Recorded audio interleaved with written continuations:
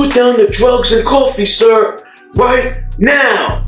You have the right to remain silent. Anything you say can and will be used against you in a court of law. Do you understand me? I said, do you understand me, maggot? You're gonna want to stay tuned for this one. Coming up next, I'm giving you a story on a guy named Peter, who, let's just say, decided to take his own life in his own hands and get up and go and get it by any means necessary. Stay tuned to the Corner Talk Show. What up, what up, what up? We are back. Who am I? Jersey Street Corner, and this is the Prison Talk Show, people. Today, I got a story for y'all about a guy named Peter. And I'll tell you what, y'all. After this story, I think I'm going to start a new edition on the channel, The Dumbest Crimes I've Ever Seen and Heard in my time in prison. Yeah, I think we're going to run with that, y'all. We're going to have to kick that into high speed. Alright, let's get into it. So, this guy named Peter, he robbed a very popular coffee shop. Being that there are no paid ads on this channel, I will not be disclosing which one, but let's just say it's my favorite. Anyway, Peter robbed a coffee shop, y'all. And Peter only got away with bagels, a couple of bags of coffee beans, and some donuts. Not even no cash. Nothing very useful. So, this is where things started going wrong for Peter. Peter tried to get them to open the safe at the place that he was robbing. But he got so enraged, so angry when they told him they can't open the safe. It's on a timer, and only the armed guard service that comes to pick up the money has the key to open that safe. There's no way for them to get in there. Well, Peter wasn't trying to hear none of that, y'all. Peter started bow, bow, bow, bow, letting off shots. He letting off shots, y'all. He angry. Now, he ran. Peter ran his ass up out of there because he knew he done did something stupid. While he's getting away, an innocent man got hit in the chest, y'all. Now, this man's on the ground dying. Peter potentially just unalived somebody. Peter don't even know the outcome of what he just did, y'all. So, of course, the police were alerted. They showed up very quickly. And they started a manhunt, y'all. They looking for Peter. Peter is gonna pay for this crime, y'all. Yes, he will. Now, it wouldn't take very long. It wouldn't take long at all. They patrolling around the city. They got pictures everywhere. They going in and out of different stores with pictures, asking, have they seen this person?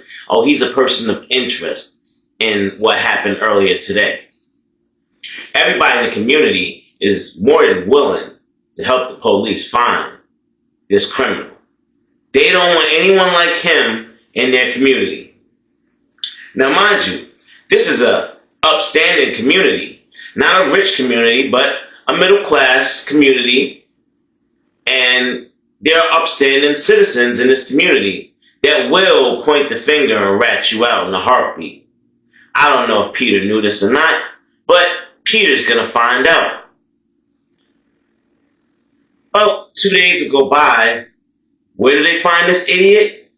Only 2 towns over, held up in a roach motel with a hooker and hella meth and a whole bunch of coffee, y'all. Yep, you heard me. This fool is in there doing meth and drinking coffee. I guess that's some kind of new speedball or something. I don't know. He in there out of his mind, y'all. Apparently Peter has a drug problem. And I guess you could say, well, what the heck would make him go and try and rob a coffee shop in the first place and actually leave with the damn bagels and Donuts. You could have left that crap behind and just took your L and walked out. Nah, he's really brewing those coffee beans in this Roach Motel. He's got so much caffeine going through his veins right now. It ain't even funny, y'all. Lord knows how long he done had that hooker in that room doing God knows what on that meth.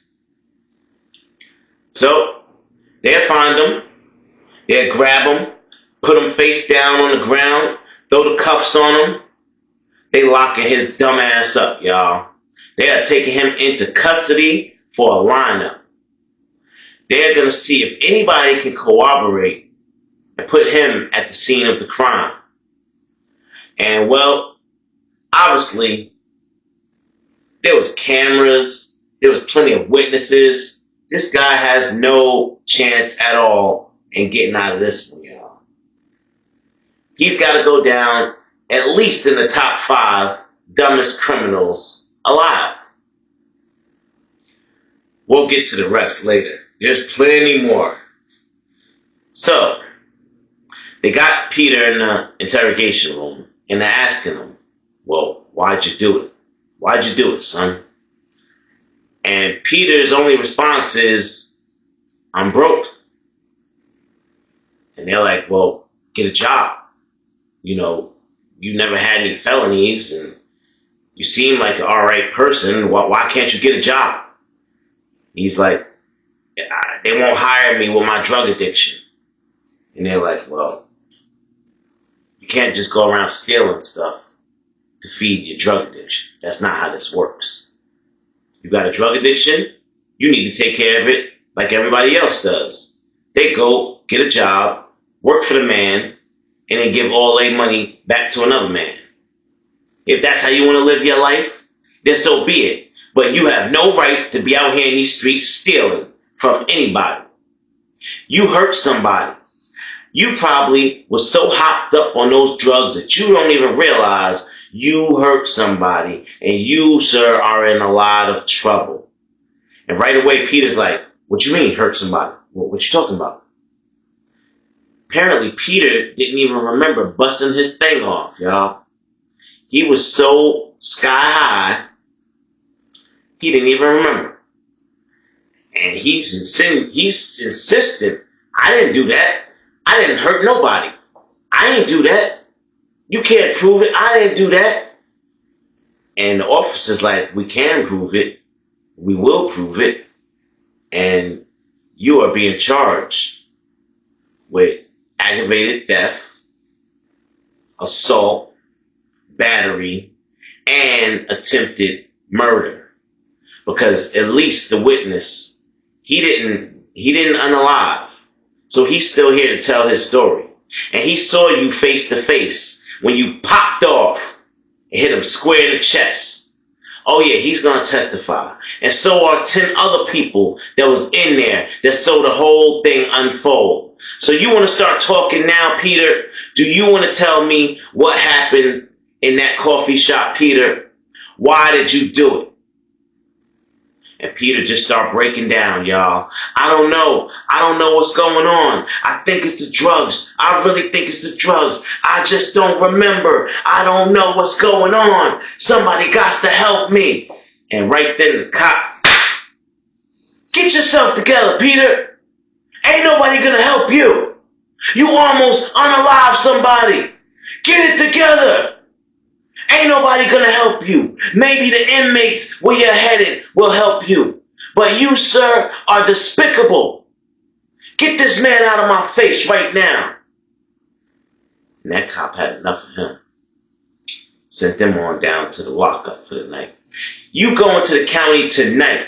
We not even waiting. Get him a transport tonight.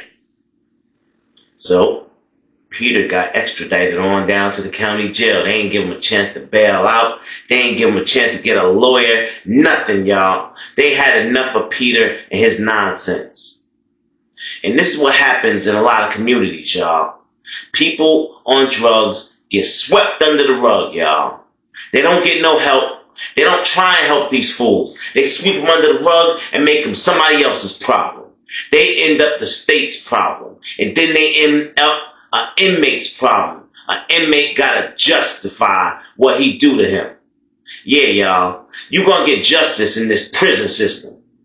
By hook or crook. You don't know what I'm talking about. Y'all ain't ready for this kind of drama. Stay your ass up out of the prison systems, young boys. YNs, stay out the prison system. Because ain't nothing up in here for you but OGs and fantasies. And yeah, they gonna ride on you. And I don't mean the kind of ride y'all thinking of. Oh no. Oh no. They gonna traumatize you. They gonna get behind you and they gonna do terrible things to you. All y'all young niggas, y'all wanna be bad, y'all wanna be hardcore, well y'all gonna end up just like Peter in the penitentiary if you don't heed my words. I'm trying to tell y'all for your own good. Stay out the prison systems, y'all. So Peter ends up in the county. Now, this is his introduction to the jail system. He's never been there before, and he's finding it all very, very scary. All he sees are a bunch of groups that group together, you know, people throwing signs up, certain people hanging with this person, certain people hanging with that person, so on and so on. He doesn't even know where to sit in the mess hall. He's not sure how any of it goes. So, of course, Peter's going to get his first lesson in the county. First thing you do, when they call mess hall, get your ass up and get on that line, or you might not get a tray. His first night, Peter ain't even eat. He kept missing mess hall by a few minutes, and by the time he got there, somebody done swiped his tray. And what he gonna do about it? CO said they brought the amount of trays for the amount of people. Sit down, inmate. Then, you know, people will keep trying to sell stuff to Peter. Hey, you want to buy this? You want to buy that? But Peter ain't got no money. They're like, hey, well, I tell you what. If you let me get your breakfast tray, I'll give you this and that. And, you know, it might be one cigarette for a tray they gonna give him, something stupid. And he getting taken advantage of, and he just like, all right, I really want to smoke, so yeah, I'll give you that breakfast tray. Now, excuse me, y'all. Peter was already, he came in, he was only about $1.30, $1.35 soaking wet. He losing weight now because he ain't even eating right. Peter ain't got no commissary. He not eating the steak trays. He getting loose in his jeans. You know, we starting to get scrawny. He don't even work out or nothing. And the people in the county jail, they're not even, you know, trying to help him, trying to teach him. They just let him do him and use him. So, finally, one of the OGs in the county jail is one of the good guys. He's one of the guys that's never going downstate. He's just pretty much like a lifer in the county. One of them tear sand dudes that clean up all the cells and move all the notes around and et cetera, et cetera. He told him, he said, listen here, young boy, they don't respect you. They don't respect you right now. You're going to have to do something to make these people respect you, or you're going to get walked all over. Where you headed? You headed to a really bad place, young boy. And I tell you what, they're not going to take nothing. They're not going to take no for an answer. They're going to take what they want. They're going to do what they want if you intimidate and let them. And so, you know, Peter listening, he gets scared and scared. He's like, so how do I stop them? The OG's like, you're going to have to fight. You're going to have to fight and protect yourself. You're going to have to stand up and be a man. You're 25 years old, Peter. You're going to have to be a man up in here. You're going to have to grab them things between your legs and man up. That's what he told him. And Peter said, I don't know if I can, Pops. I don't know if I can, man. He said, listen, if you can't, That's your ass. That's all I can tell you. Now, I got some more floors to sweep. Better think about what I said. Don't let no sucker try you. And Peter just sitting there thinking, alright. You go back to thinking like, all these guys in here are huge. What am I going to do if one of them trying to step to me and rob me or beat me up or something? What am I supposed to do? Peter ain't even thinking about pushing that blade. He don't know nothing about pushing that blade. As a matter of fact, when he finally does find out the introduction of weapons in prison, he's horrified. He's thinking to himself, these monsters have blades and all types of other bars and stuff to beat you down with. These guys are monsters already and they have weapons. And he's like, I truly am not safe in this environment. What did I get myself into? And it all starts to come back around full circle because, mind you, Peter's clean off them drugs at this moment. All of that's already done flushed out of his cycle. He's clear-minded right now. And it's just now getting to him the things that he's done to land him where he's at. And well, now he's going to have to face the music, y'all. Now he's going to have to fight to survive. And it's pretty evident he's going to have to fight. Because as he's walking into the pod, everybody looking at him like fresh meat for the barbecue. Yeah, y'all. Everybody's sizing him up. All of the bandits. All of the gangsters. You name it. Everybody looking at him like either a piece of meat or a potential paycheck. One or the other. And well, Peter gonna have to keep everybody up off of his ass. Literally. On Peter's first night in the county pod, he got smacked up just for not wanting to join a gang. And they threatened him and told him, watch his back.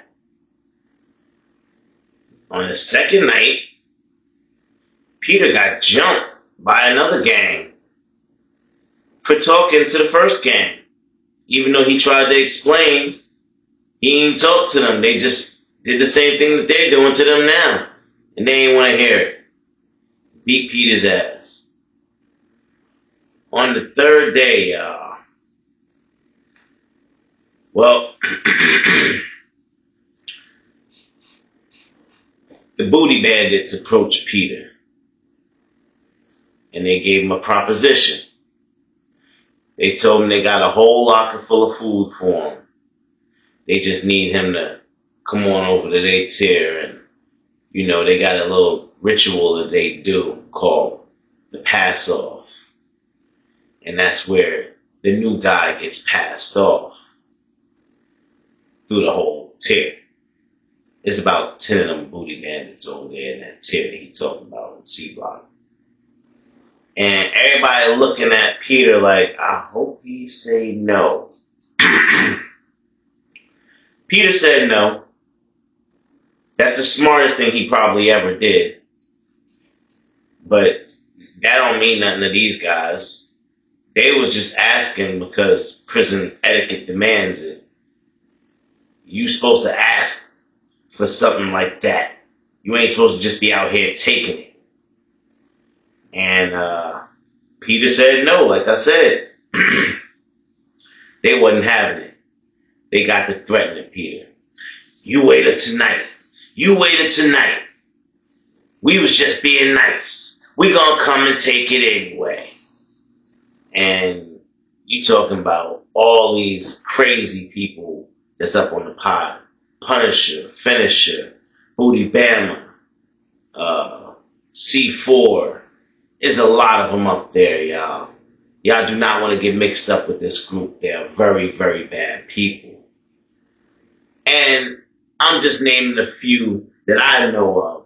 There are people like that in every prison you will find across the board. So don't think if you get locked up and you in some little small community that there won't be booty bandits. There's a lot of them hiding out there. They're on the low, y'all. They're hiding. right in the bunk next to you. And well, you better just sleep with one eye open with your butt against the wall. Because them bandits don't play, y'all. Them bandits will put that blade to your neck and dare you to say something. Dare you to move. Yeah, y'all. Alright, so listen. Peter ended up hitting that gate, y'all. He ain't want no part to none of that. He saw how crazy these guys look and said, nope, fuck that. He left whatever little bit of shit he had in that room, which was nearly nothing behind, ran to that gate as fast as he could, checked in, said, I fear for my life. Please get me up out of here. Please, I'll go to lockup. I'll go anywhere to get out of here. And that's what they did. They took Peter's ass on down to lockup, y'all. They locked his ass down. 23-1. Peter now only comes out 1 hour a day, y'all. He gets a shower once a week. No contact with any other inmates. No contact with the outside world. No visits. Nothing. Why? Because Peter ain't had the balls to stand up for himself and be a man. And that's what it comes down to, y'all. You gotta stand on business. You gotta be a man in and out of prison by any means necessary. People died to protect us from being punks. And how dare you let somebody come and turn you into one? Nah, you're supposed to go down fighting. Like 50 said, get rich or die trying. You ain't supposed to let no punk take advantage of you. It's either him or you. And you gotta get it straight when you enter the prison system.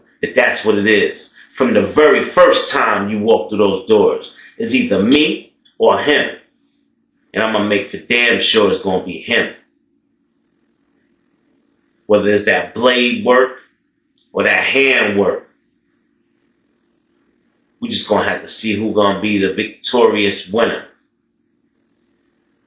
Alright, y'all. That's going to wrap it up for Peter. Peter ended up serving his 9-year sentence in lockup because Peter feared if he left that cell, he was going to get his ass beat up and raped. So I never saw Peter again. I never heard of Peter again. But let that be a lesson to all y'all YNs that got plans on popping them switchies, plans on hurting people and ending up in the prison systems. Don't do it. Do not do it. There's some very, very bad people waiting on you. Alright, y'all. With that, I'm going to get on out of here. I hope you enjoyed the story. Hit that like button, subscribe, share the video, drop me a comment, and y'all know how it go. It's your boy Corner. I'm out.